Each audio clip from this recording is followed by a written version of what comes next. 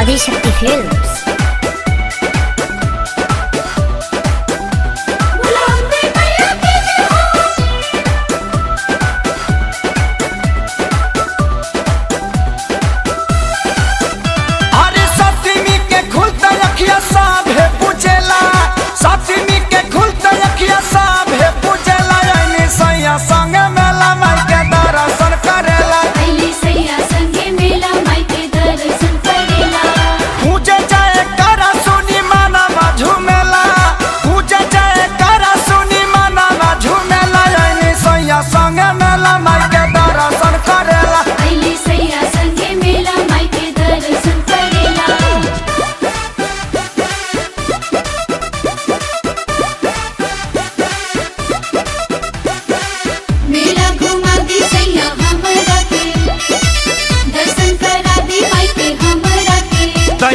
तीन सैया संगे खड़ा रहब, रख सादा सोहागन मई से कहब।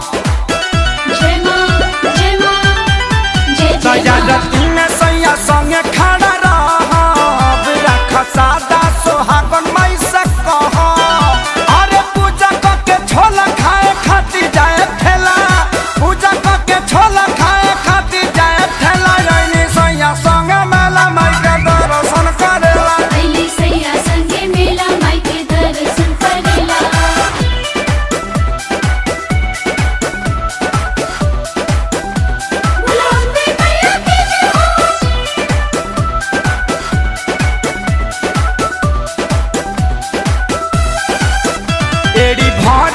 ननदो के अलता टिकुलिया सासू के पसंद कह।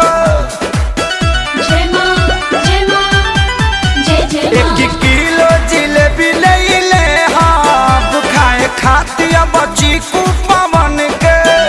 अरे शंकर खेसारी आप मुहावा तकेला, शंकर खेसारी पंकज मुहावा तकेला। यानी सैया संगे मेला माई के दर्शन करेला।